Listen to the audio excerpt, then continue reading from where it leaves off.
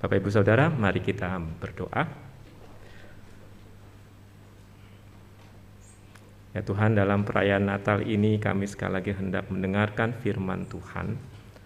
Kami mohon Allah sendiri yang berbicara kepada setiap kami, sehingga kami tidak hanya mengerti, tetapi hidup kami sungguh-sungguh diubahkan oleh firman-Mu yang hidup. Di dalam nama Tuhan Yesus kami berdoa. Amin. Mari Bapak Ibu kita buka Alkitab kita dari Injil Lukas. Injil Lukas pasal kedua ayat 10 dan 11. Injil Lukas pasal 2 ayat 10 dan 11. Saya tidak bacakan dalam bahasa daerah, tapi dalam bahasa Indonesia. Injil Lukas pasal 2 ayat 10 dan 11, demikian firman Tuhan.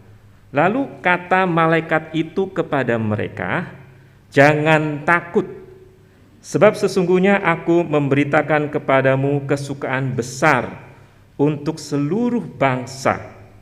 Hari ini telah lahir bagimu juru selamat, yaitu Kristus Tuhan di kota Daud." Hari ini keluarga besar STTAA merayakan Natal. Dan ketika kita merayakan Natal, maka mungkin bagi kita bukan perayaan Natal yang pertama dan pasti bukan yang terakhir. Apalagi biasanya di bulan Desember itu ada banyak perayaan-perayaan Natal lainnya. Nah, kadang-kadang kalau sudah begitu banyak perayaan Natal, mungkin kita jadi capek, ya. Mungkin ada yang namanya Christmas fatigue. Dan kadang-kadang itu mungkin membuat kita jadi hilang lagi esensi makna Natal itu apa sih sebenarnya.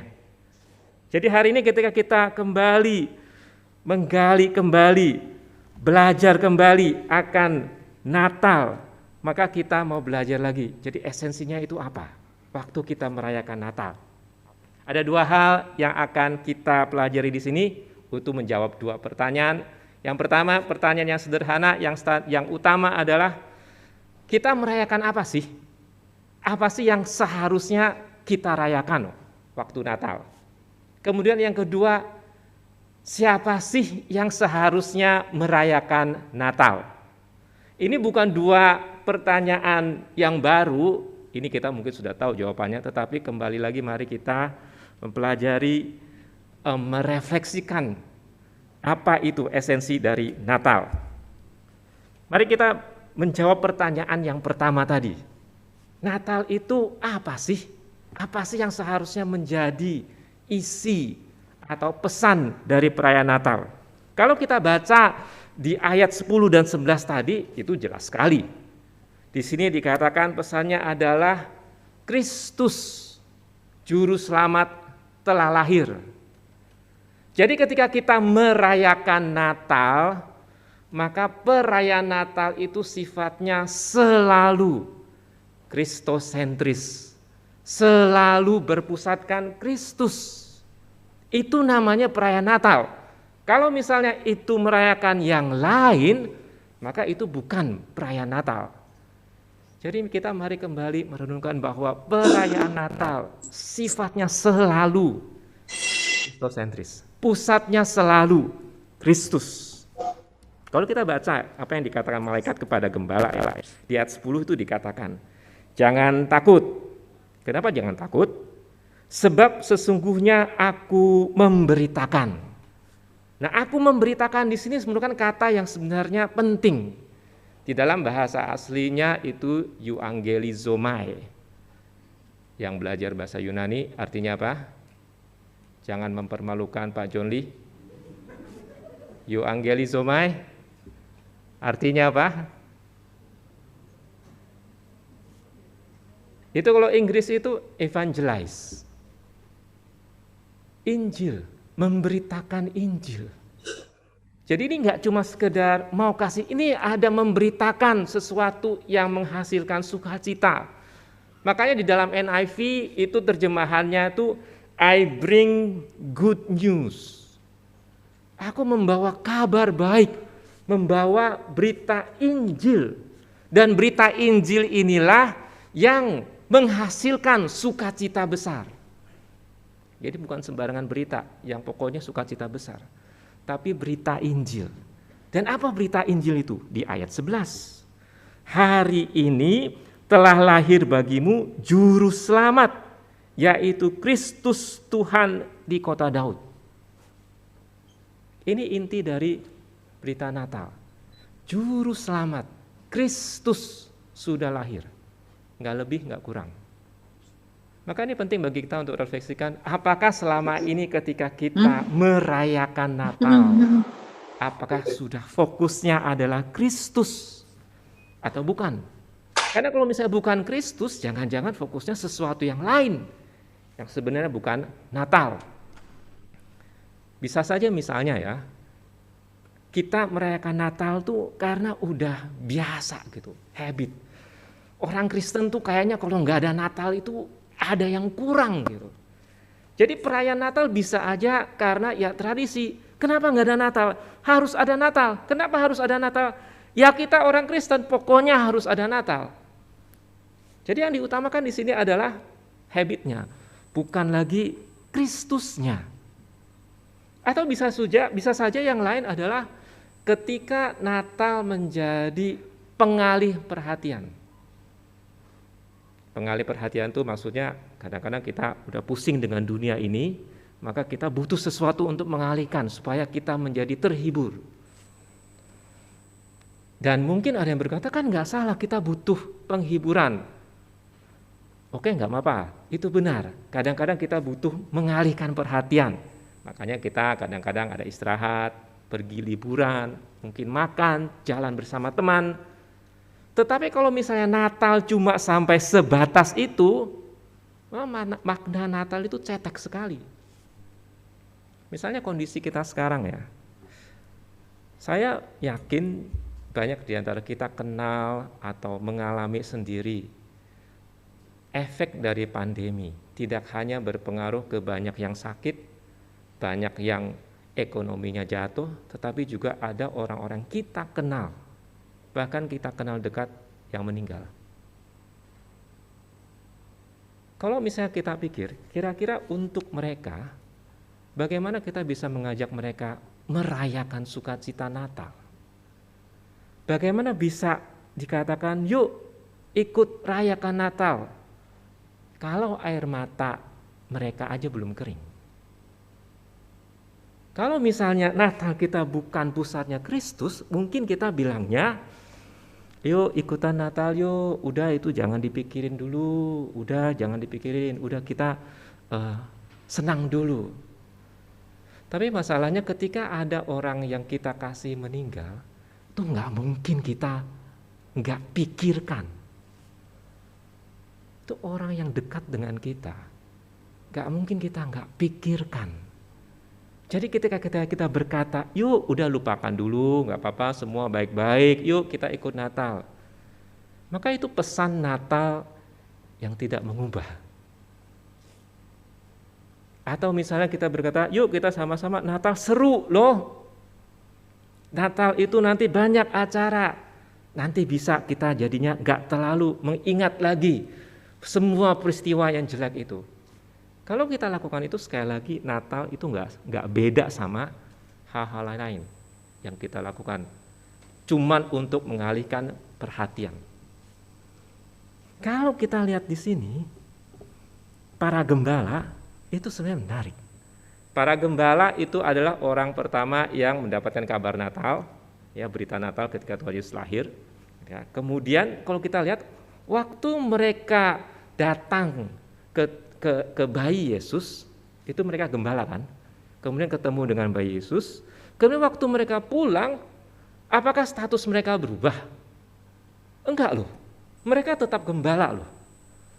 Waktu mereka datang, mereka adalah orang-orang yang di bawah jajahan bangsa Romawi.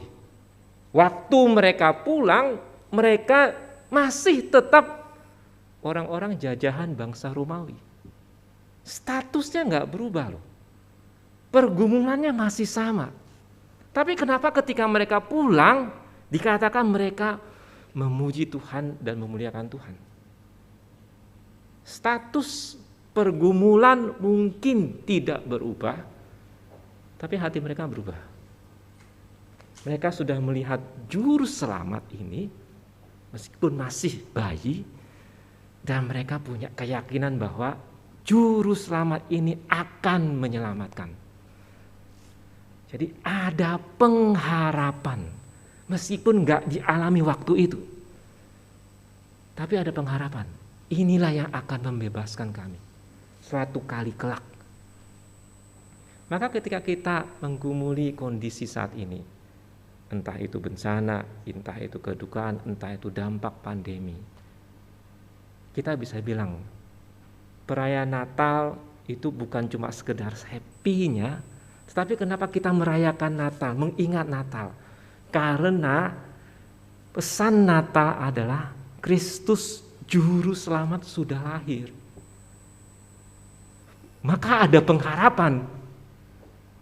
Kalau ada pengharapan, meskipun sekarang saya sedih, meskipun sekarang saya masih ada air mata, saya masih bisa bilang, masih ada Kristus. Masih ada harapan. Karena di dalam Kristus, semua ini yang kita hadapi, suatu saat nanti, pergumulan ini akan berlalu. Karena ada Kristus, Juru Selamat. Ini yang harusnya terus-menerus menjadi refleksi kita. Apa sih yang kita rayakan? Kita merayakan Kristus, Juru Selamat yang lahir. Perayaan Natal sifatnya selalu kristosentris, berpusatkan Kristus. Itu yang pertama. Kemudian yang kedua, siapa sih yang merayakan Natal? Jawabannya juga sebenarnya sederhana. Kalau kita lihat di sini, jawabannya adalah itu untuk semua orang. Itu untuk semua orang dan harusnya memang harusnya disampaikan kepada semua orang.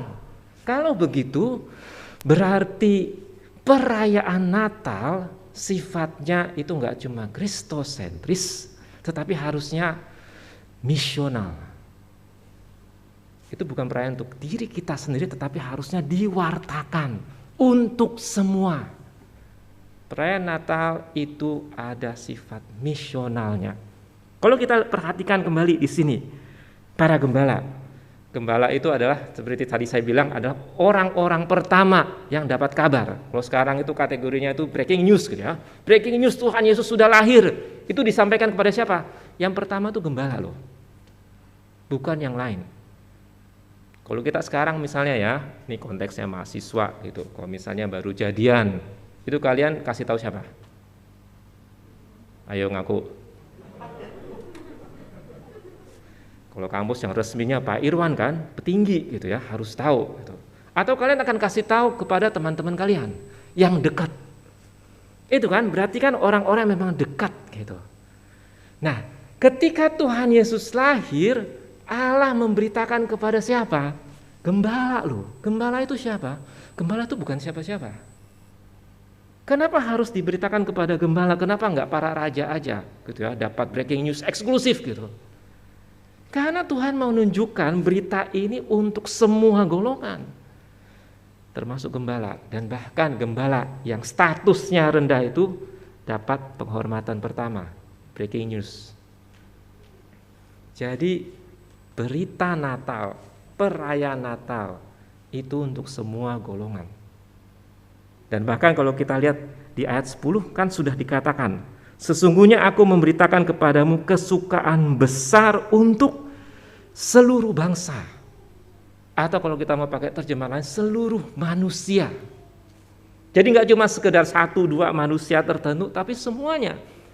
Jadi kabar ini yang sifatnya untuk semua, itu terus-menerus ada dari malaikat memberitakan kepada para gembala yang mewakili golongan yang rendah. Kemudian malaikat berkata, ini berita untuk seluruh bangsa atau seluruh umat manusia, sampai nanti ketika ada puji-pujian kepada Allah. Kita kadang-kadang gambarkan ini itu paduan suara surga, gitu ya, paduan suara surga. Mungkin mereka pakai jubah paduan suara seperti kita. Tapi kalau kita lihat ini bukan paduan suara ya. Ini adalah bala tentara surga. Bala tentara pegangnya itu bukan map paduan suara. Itu bala tentara kerjanya itu perang. Jadi yang kita lihat sini gambaran itu bala tentara dengan segala perlengkapan perangnya, yang siap perangnya, siap untuk berperang demi rajanya, itu bukan paduan suara. Gambarannya harusnya bukan paduan suara 4 suara, 8 suara gitu ya dibagi. Tapi ini seperti sorak-sorai yang menyatakan hormat kepada raja. Dan apa yang mereka katakan? Kemuliaan bagi Allah di tempat yang maha tinggi.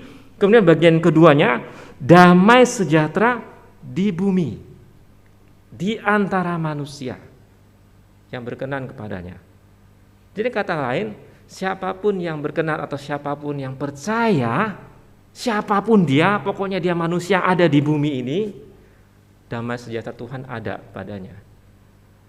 Jadi pesan Natal untuk semua ini itu 3 kali itu dinyatakan ke gembala, kemudian ini untuk semua manusia, kemudian dikatakan lagi di dalam pujian bala tentara, damai sejahtera di bumi di antara manusia yang berkenan kepadanya.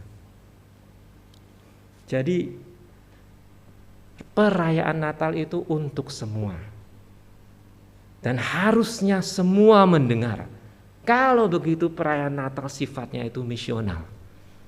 Nggak bisa kita keep untuk diri kita sendiri. Waktu saya baca ini ya, waktu persiapan, salah satu ayat yang muncul itu sebenarnya adalah mengenai Nabi Yunus.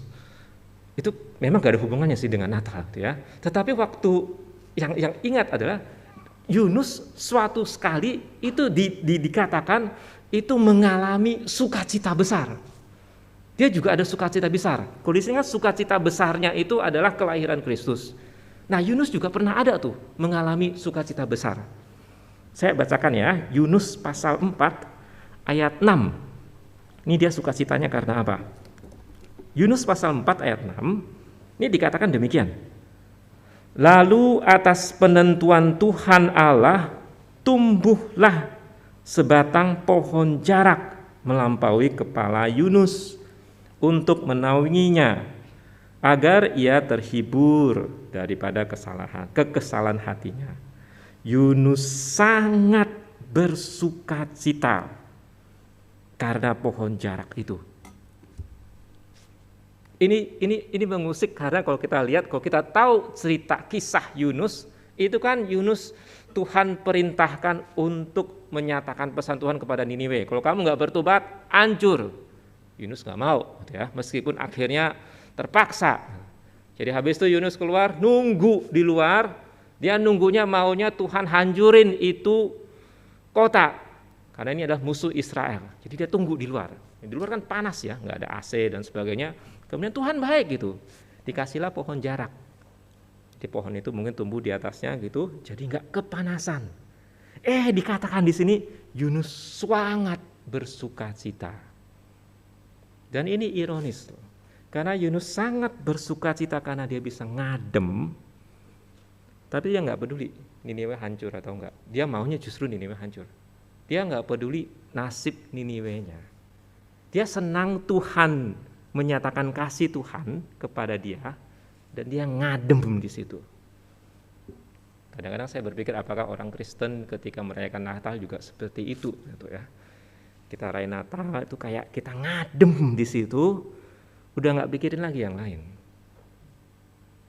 Contoh ya, kita yang merayakan Natal, yang mempersiapkan Natal, panitia mungkin, kemudian pelayan, hamba Tuhan, sebagainya. Itu kalau misalnya Natalnya jalannya baik, itu biasanya mungkin dari jemaat atau dari orang lain bilang, thank you ya, Natalnya keren, bagus. Oh, kita senang dong, ya pasti senang lah gitu. Kemudian nanti di laporan panitia, perayaan Natal sukses. Kenapa? Karena ada yang bilang Natalnya bagus, Natalnya keren, Natalnya rame. Itu nggak salah. Tapi kalau misalnya ukuran keberhasilan perayaan Natal adalah keren, itu pesan Natalnya itu cetek sebenarnya. Itu bukan Natal. Harusnya Natal itu kan tadi kristosentris, dan kemudian harusnya itu ada proklamasinya, misionalnya. Sama seperti kita sekarang. Kita sekarang temanya itu Nusantara rayakan kasihnya. Tadi kita udah dengar ya, pembacaan Alkitab berbagai bahasa, ada tarian berbagai daerah, kita pakai baju macam-macam. Kalau misalnya komentarnya adalah, "Wih, bajunya keren ya," dan kemudian kita senang Natal berhasil. Kenapa? Karena bajunya keren. Itu cetek sekali, itu gagal bahkan. Kenapa? Ketika kita mau menunjukkan beraneka ragamnya budaya Indonesia, sebenarnya kita mau sampaikan Tuhan Yesus mengasihi segala suku ini. Dan harusnya pesan Natal itu sampai kepada segala suku ini, yang seantero Nusantara ini. Gak cuman untuk saya sendiri.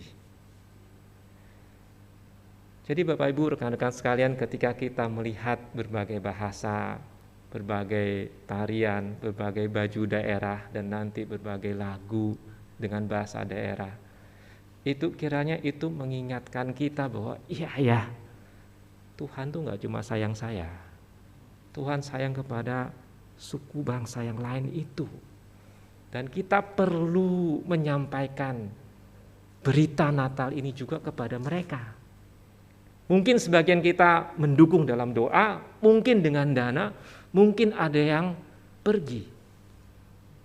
Di dalam kekristenan tidak ada yang namanya kebetulan. Siapapun kita ketika kita ada di Indonesia, itulah panggilan kita. Kita harus menyatakan, memberitakan berita Natal ini. Jadi siapa yang merayakan Natal? Siapa yang seharusnya merayakan Natal? Yang seharusnya merayakan Natal adalah semua orang. Natal, perayaan Natal sifatnya itu selalu misional. Itu sebabnya kita nggak bisa keep seperti Yunus kayak pohon jarak untuk kita ngadem.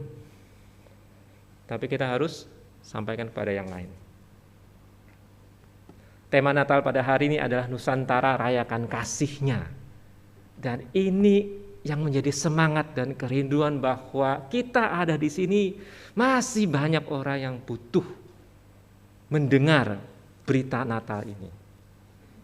Dan kiranya ini tidak hanya menjadi pernyataan kita, tetapi juga menjadi seruan doa kita. Kiranya benar Nusantara dengan seantero orang-orang di dalamnya itu bisa merayakan, merasakan kasih Allah yang nyata melalui kelahiran Kristus Sang Juru Selamat. Mari kita berdoa. Ya Tuhan, ketika Engkau menempatkan kami di bumi Nusantara ini, maka itu juga menjadi panggilan kami sebagai umat-Mu menyatakan kasih-Mu kepada orang-orang yang ada di sini. Ketika kami merayakan Natal, kiranya kami kembali diingatkan bahwa perayaan Natal itu adalah mengenai Kristus. Dan berita keselamatan di dalam Kristus itu terus-menerus harus kami sampaikan kepada orang-orang yang ada di sekeliling kami, bahkan di bangsa ini. Biarlah ini yang terus-menerus menjadi doa kami. Kiranya ya Tuhan, Nusantara ini sungguh-sungguh bisa merayakan dan mengalami kasih-Mu. Dalam nama Tuhan Yesus kami berdoa. Amin.